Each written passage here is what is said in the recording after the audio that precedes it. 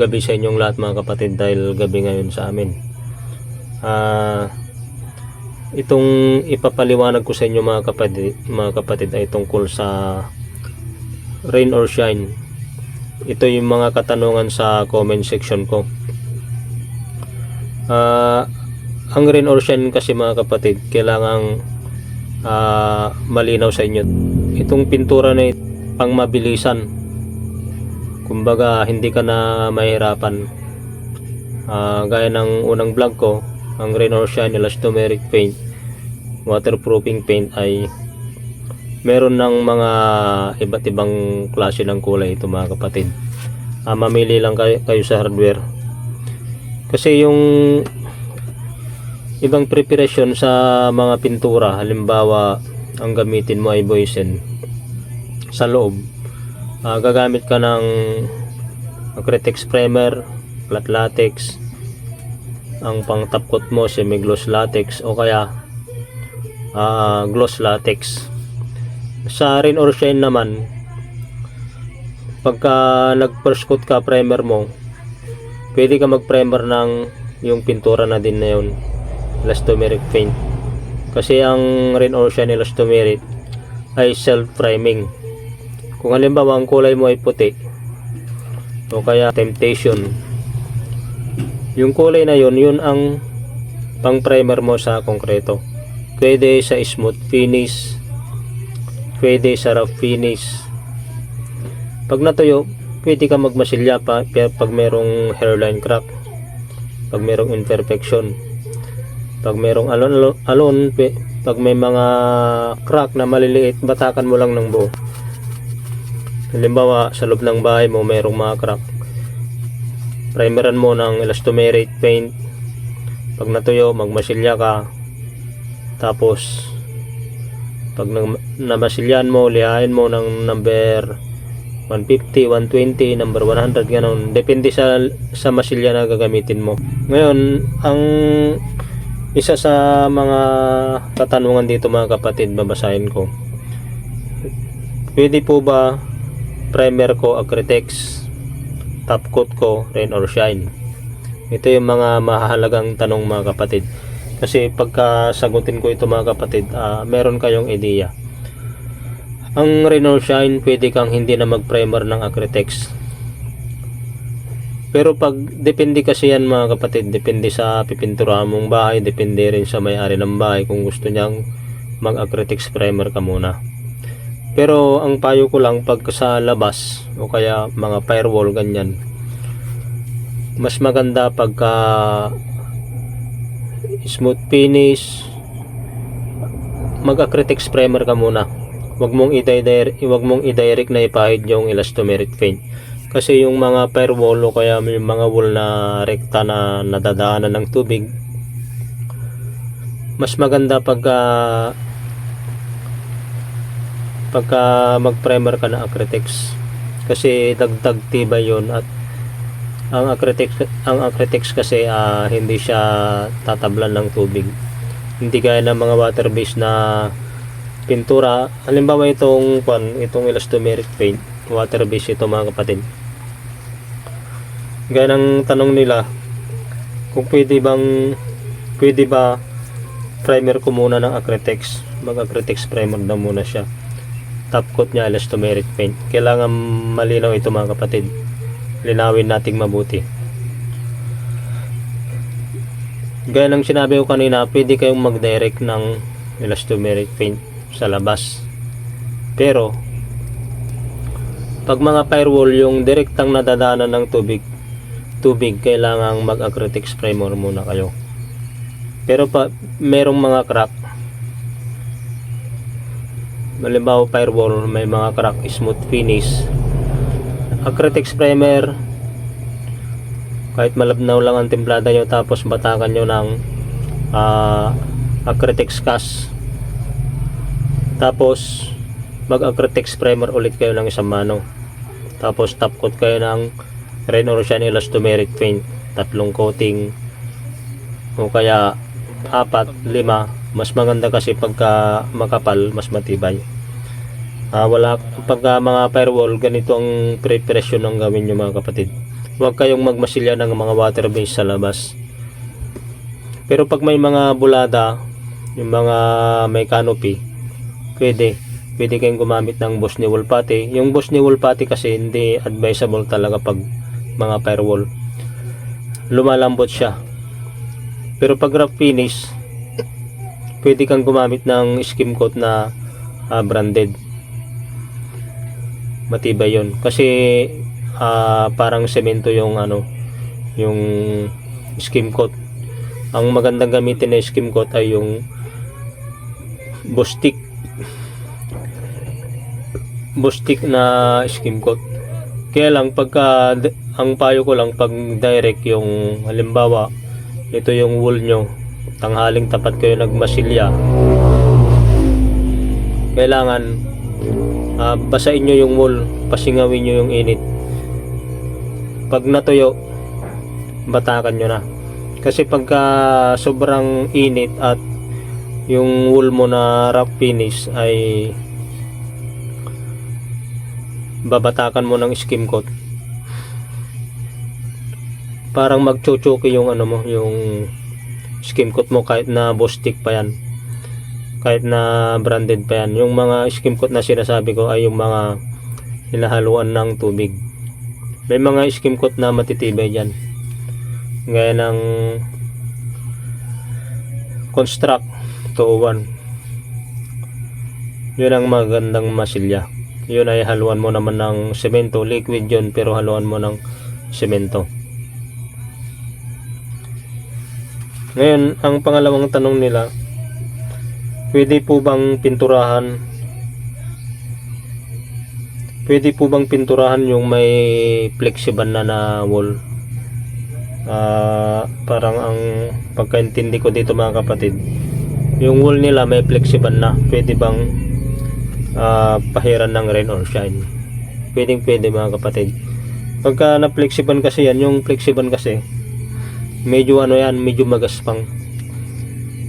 Gusto mong mag-primer muna na Acrytex, kahit hindi na, pag medyo magaspang, makapit kasi itong rain or shine elastomeric. Basta malinis pa yung dating may flexible. Pag flexible lang kasi mga kapatid yung firewall mo o kayong bahay mo, tapos naulanan, nadadaanan ng tubig, halimbawa firewall, namumuti yun.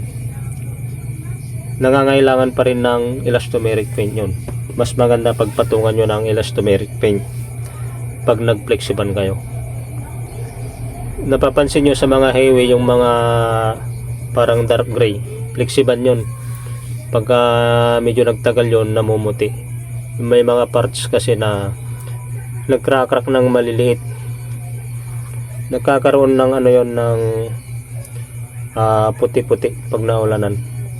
Mas maganda pagka pahiran nyo ng rain or shine. Gaya ng tanong nila dito, pwede nyong pahiran ng rain or shine, 3 coat, 4 coat. Pero pag nagtitipid ka, pwedeng 3 coating. Na yun, makapal na yun. Pag wala ka talagang pera, 2 coating pwede rin.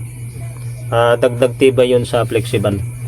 Pagka flexible lang kasi magaspang yun, yung dumi maaring kumakapit ng dumi.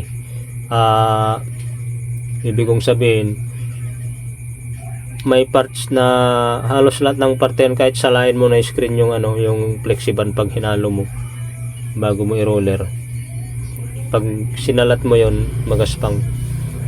Kumbaga kakapit yung dumi. Pero pag na rain or shine elastomeric mo, dagdag tibay yun. Kahit na medyo mag-crack yung dating wall, meron yung rain or shine elastomeric na flexible siya. Matibay ito mga kapatid. Pangatlo, pwede po ba yan sa pampinis sa interior? Gaya ng unang vlog ko mga kapatid, yung rain or shine elastomeric. Kung pwede sa interior, kung pwede sa exterior, pwede rin sa interior. Hindi, yung iba kasi ang alam nila, panglabas lang. Ito, pagka sa loob ng bahay mo, mas matibay kasi hindi siya naarawan. hindi siya naulanan. Matibay ito mga kapatid sa loob. Yung pang-apat na tanong mga kapatid, kahit walang primer boss, pwede bang mag-top coat na? Ang tinatanong nila dito mga kapatid, yung vlog ko na ito tungkol sa sa elastomeric paint. Yung tanong nila na ito ay pwede bang direkta na, hindi ka na magpa-primer. Nakalagay kasi sa sa label ni Rain or Shine, self priming, simula umpisa hanggang top coat. Ganyan siya kadaling sundan. Kahit na nagpa-practice ka na magpintura, gaya ng unang vlog ko, pag kulay pink ang napili mong kulay, yun na ang primer mo. Basta ang payo ko lang, haluin mo mabuti yung elastomeric paint na Rain or Shine.